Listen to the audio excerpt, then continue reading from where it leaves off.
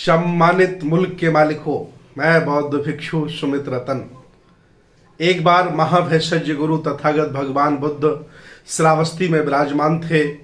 तभी एक छोटा सा किसान जो व्यापारी बन गया था भगवान बुद्ध के पास आया और कहने लगा कि मैं पिछले कई वर्षों से व्यापार कर रहा हूँ, लेकिन मेरी प्रगति नहीं हो रही है, मैं तरक्की नहीं कर रहा हूँ।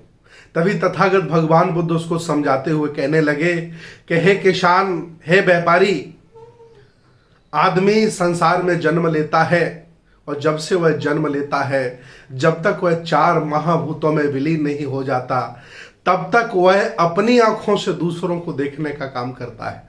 कभी किसी का बड़ा घर देख करके रोता है, कभी किसी की शख्सियत, किसी का नाम मान सम्मान देख करके मरता है, कभी किसी की गाड़ी देख करके जलता है और कभी किसी की सुंदर पत्नी देख करके भी मरता है।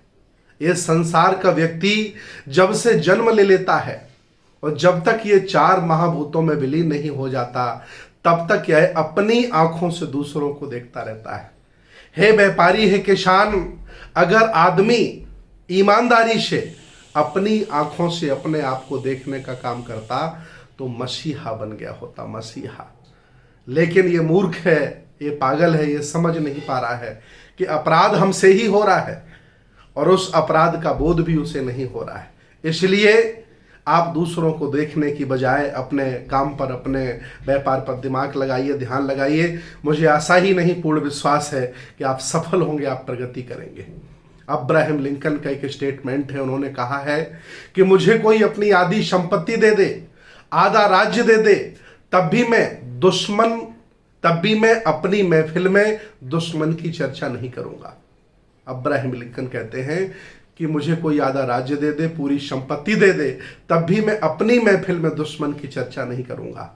मेरे बहुजन समाज के लोग अपने पैसे से मंच बनाते हैं, चंदा जुटाते हैं और सुबह से लेकर शाम तक दूसरों की बात करते रहते हैं। अरे दुश्मन की बात तो ठीक थी, समान विचारधारा के सामाजिक, राजनीतिक, धार्मिक लोगों की वो आलोचना और बुराई में अपनी पूरी जिंदगी बिता दे रहे हैं। कई लोगों को मैंने देखा है जिनके सफेद बाल हो गए हैं। कई लोगों को देखा हमने कि अपने बच्चों को संतुष्ट नहीं कर पाए और सारी जिंदगी वो दूसरों की आलोचना करते रहे, दूसरों की कमियां निकालते रहे और खुद 1000 कमियों के साथ जिंदगी को जीते रहे। परिणाम ये हुआ कि ना वो किसी को समझा पाए, ना खुद समझ पाए। ये अपराध बहुजन समाज का हर व्यक्ति कर रहा है।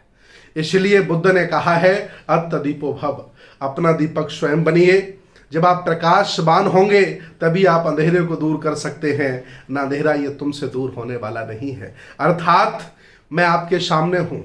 मैंने पूरे जीवन में, आज मुझे 24-25 साल हो गए हैं, मैंने कभी भी अपनी महफिल में दूसरे की चर्चा नहीं की। न मैं कभी किसी की आलोचना करता हूं, न कभी किसी की बुराई करता हूं। और मुझे मालूम है कि जो अच्छा कार्य करता है, बेहतर कार्य करता है, उसको दबाया सताया जाता है, उसकी आलोचना की जाती है। तथागत बुद्ध भी नहीं बच पाए, ज्योतिबा फुले भी नहीं बच पाए, उनको तो घर से निकाल दिया गया था। सावित्रीबाई फुले नहीं बच पाई, बाबा साहब डॉक्टर अंबेडकर नहीं बच पाए। मान्यवर कांसीराम साहब जब उत्तर प्रदेश में आते थे तो लोग उनसे कहते थे कि आईवी का एजेंट है, ये आईवी का एजेंट है, इस तरह से अपमान करते थे।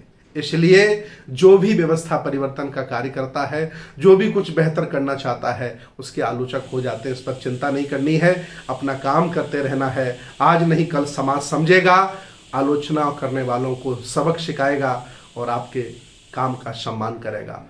मैं अपील करता हूं आप सभी लोगों से, बहुजन समाज बनाइए, क्योंकि विचारधारा बड़ी होती, व्यक्ति बड़ा नहीं होता, संगठन बड़ा नहीं होता, आंदोलन बड़ा होता है।